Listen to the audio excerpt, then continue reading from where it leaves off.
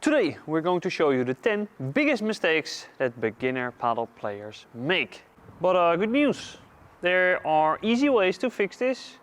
Just watch this video and you're going to play twice your level. Today we are at Noordwijkerhout at the Boekhorst and we're going to start right now. Vamos! Oké. Ah, lekker boelie! And we have sales on justpaddle.com. I like it. You like it? Good match. Mistake number one is that you are serving and you stay at the back of the court. So not going to the net is one of the biggest beginner mistakes.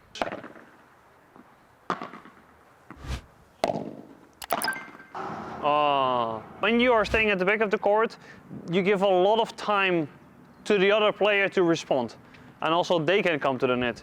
So if you're staying at the back of the court, you are not improving your tactics in paddle. So if I'm at the net and I volley into the middle with good amount of slice, the defender cannot really get the ball back because they don't have so much time to respond, especially on beginner level. If I play the same ball with like flat or topspin from the back, it's easy for them. If your opponents are at the back of the court, make sure to play the ball to the fence because they cannot get the ball there and it's a super good shot. And if you are at the net and your opponents are at the back, it's even easier to play to the fence. So the closer you are to the net, the easier it is to play to the fence to force them to make a mistake. Moving on to the next tip, which is a big mistake in defense but also at the net, and that's hitting hard. I'm going to explain to you now why hitting hard is not a good idea. So the biggest thing is the rebound. If I'm at the net, which ball do you think is better? That one or that one? Well, why is number 2 better? Because the ball is bouncing lower off the glass, which means that my next ball is a volley and then I can take time away of the defender. If the ball is a lob, I need to move back and I need to play from my service line or I lose the net position. So basically, because you're a beginner, you cannot smash that hard to bring the ball back so fast. If the players are super slow, okay, then you can smash, but it would be better as a general rule to find a way to get the ball bounce as low as possible. And the biggest difference is instead of hitting the balls very far in front of you and high, which gives a very high rebound, you need to let the ball drop and hit it more to your side so you can slice the ball and keep the ball down. And also, when you're at the back, should you play hard or slow? I'm going to show you why you should not play hard. So when you're hitting hard in defense, defending actually becomes harder. The faster I play, the faster the ball comes back. The more challenging it will become to defend the corners. And also, if I hit very hard from the back of the court, it will be more likely that the net player can hit the ball higher than the net. If you defend slower, the net player needs to play the ball from below the net. And then your life becomes so easy in the defensive position because every ball that you get is slow and you can play the lob, win the net and win the match. The next mistake is attacking straight. So this is a tactical tip. With a very easy change, you are able to win so many points at the net because you just play in the right direction instead of the wrong direction. So if I'm playing on the left side, I'm going to play most of my overheads and volleys to the other left player. So what do you think is more challenging to defend? This ball or that ball? So if I'm playing on the left side, I'm going to play cross court a lot. I'm going to play to the other player on the left. If I am playing on the right side, I'm going to play most of my shots cross courts because then maybe I can play in the corner and I can play to the fence safer. So the defender has to use the glass twice, maybe the double wall, which is way harder to defend. So especially with the overhead, if I have not like a bandeja vibro, so if I have no overhead yet, so just like a overhead, no bandeja, no vibra. So imagine I'm playing the ball in the middle or straight, the ball comes up a lot. It's very easy to defend. If I play the same ball into the corner, the ball is already way more challenging. Just a bonus tip, And by the way, we are uploading a new video every Monday at 7:15.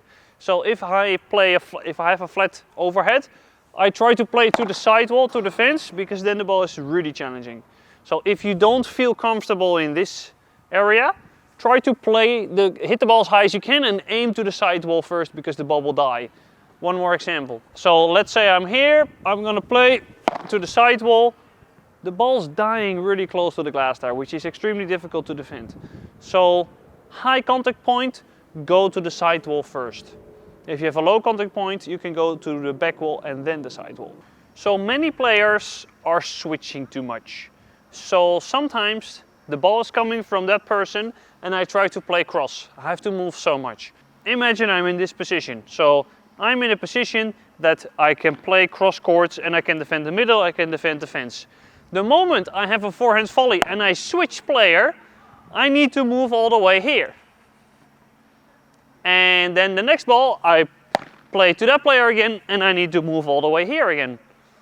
Which is very difficult for me, very challenging. I am running around like crazy and my opponents, they don't care. Because if one person is receiving the ball, the other one is chilling. He doesn't have to do anything. So they actually can help each other out because one of them can play the ball, the other one can rest. And then if you keep switching them, it's too much. Same if you lob this player and the player here needs to go all the way in this position and then you play the next ball to the partner. No, play low again on this player so they have to volley from this position and guess what?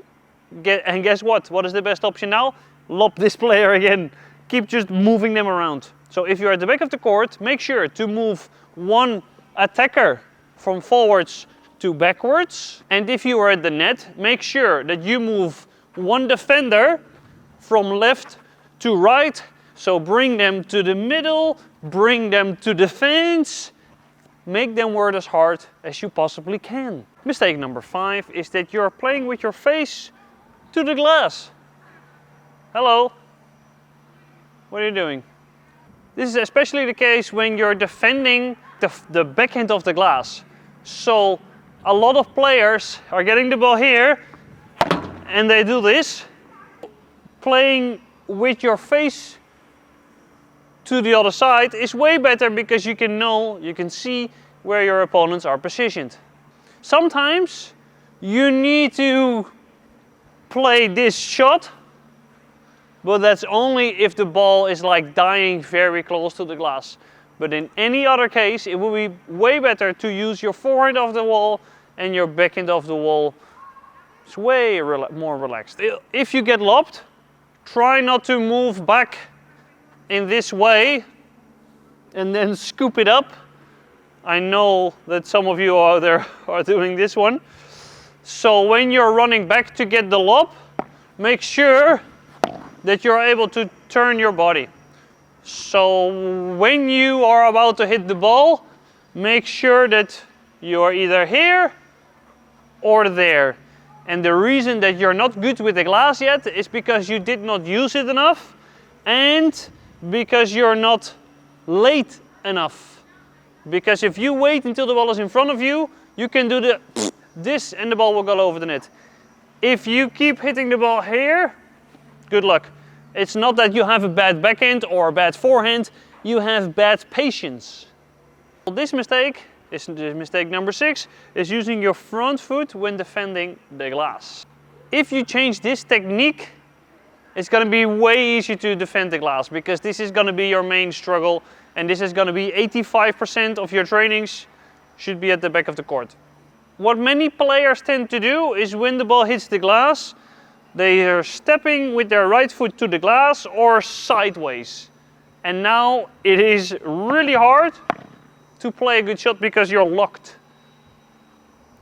So what you have to try to do is if you play a backhand of the glass, to move with your left foot first, and then your last step is with your front foot, and now it's easy to have balance. So that will look like this. So now I can go anywhere. If I have a forehand, I'm gonna move with my right foot first. So the ball is coming, right foot, and my last step is with my left foot. So the one, even though you're left-handed or right-handed, doesn't matter, but on the backhand side, it's always right foot first, on the backhand is always left foot first. Mistake number 7 is having a very late preparation or very fast preparation. In paddle you want to play most of your shots slower. So maybe you're saying, hey Sven, fine, very nice that I have to play slower, but I don't know how. This is how. What you're doing wrong is this. The ball is coming, when the ball hits the glass, you start to prepare and you hit the ball. It's way too hard. When you see the ball is coming here, hold the racket, prepare it early before the ball bounced. The ball is coming, and that's it. Looked way easier, right? This is something that you have to do in every single shot. So in every single shot in paddle, you need to bring the racket back early, freeze the racket, and then push the ball instead of hitting the ball, which is a big difference in comparison to other sports, especially tennis and squash, maybe badminton as well. Mistake number 8 is rushing. So many players, when they are going to play paddle, they are rushing a lot. So, for instance, they are serving and they do go to the net, but they go really fast. Or with the serve is you want to go and to hit at the same time. Take it easy. So if you choose to go to the net, serve, okay, split step, hit your next shot. No rush, take it easy, because the moment you start running, you start to hit hard, and that's where you lose kind of the structure of paddle, but also the control of the game. So in paddle is so important also when I'm using the glass to walk. So when the ball is coming, to stop when the ball hits the glass. Because if I'm still running, when the ball is hitting the wall, it's going to be so difficult to defend. Look at my defense. Have a look.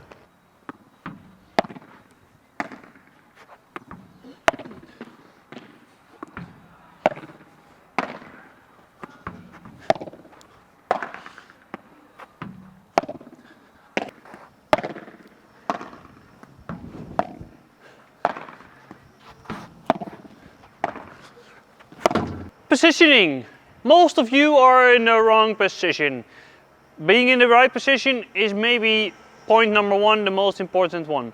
If I'm defending and my opponent is across of me, so in the other cross, I need to stretch my arm. If I touch the sidewall, I'm in the right position. Because then I know if the ball is bouncing towards or past my right foot, I always need to step away, because if I don't, I will not bring the ball back.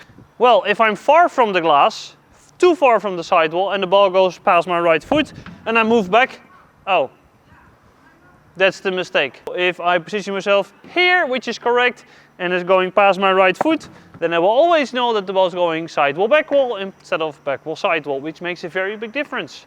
If my opponent is straight, so if my opponent is in front of me, this is when, and this is what you all have been taught by your coaches, that everybody has to be in between this line and that line for the basic position.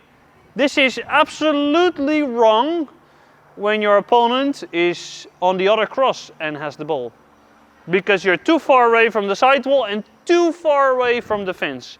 Don't watch the Premier Paddle players in this way, because they are so good, they don't care about the positioning.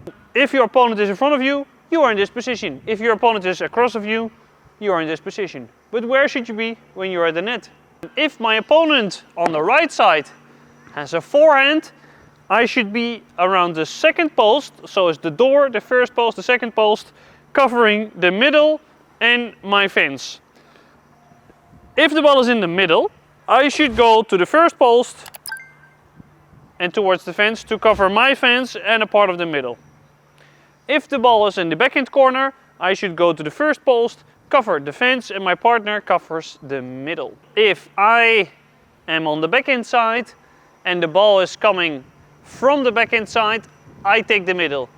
If I am on the forehand side and the ball is coming in the middle, I take the middle as a general rule, and this is also the case. If the player on the right plays the Llop, most of the time the player on the right needs to take the overhead. If the backhand player is playing the Llop, this backhand player should make the overhead. Or if the Llop is parallel, it's always the player parallel that has to take the shot. Mistake number 10, this is not training. So many of you like Padel so much that you only play and play and play and play. Don't get me wrong, Padel is really fun, but improving is also very fun. If you just started with Padel, you probably have the wrong grip, the wrong position, and if you keep playing with the wrong technique and the wrong tactics, it will be very difficult to change bad habits. So I would suggest at least get 5 Padel lessons with a group of 4 or 3 players, because you have to know the game. The technique is not that important, only important if you want to be like super good. But what I would suggest is to train with somebody you're gonna play Padel with, so you're both learning the same strategy, so that you're both going to the net, that you both have the correct position, that you both have the same plan, so you understand each other and you improve together as a team. And if one of you is better than the other one and the level shifts too much, you can always switch. But it would be good to have the same structure as your partner. So many players, when they play Padel, are looking to play that faster shot, as kind of their joy is coming from a fast shot. But if you train with your partner and you focus on a structure, a game plan, or tactics, or whatever, it's really fun also to feel that improvement. Like, hey, now we played a good one. I was in the right position. Now I was using the glass. It's going to be way more fun, because Padel, you improve super fast, and if you train with a coach, you will improve fast. You have more topics to learn from, and also if you do like a group training of 3 or 4 people, it's not that expensive. I would not suggest to start with private lessons. That's absolutely a no-go. That's only when people come to me, they have like, hey Sven, my Vibra is not working, can I do 1 session? Yeah, of course. And then I give you some tips and you test it in the real match. Sven, can we do a lesson with 2 with my partner, because we are looking to have some patterns that we can use in the tournament? Yes, of course. Then we do that. They use it, they come back and they train. I think this is a way better structure. But start with at least 5 lessons with 4 people or 3 or 2 and train, get better and enjoy the game. Thank you all for watching, and don't forget to subscribe and to like us. That would be amazing. And let me know what city you are from in the comments below. Ciao.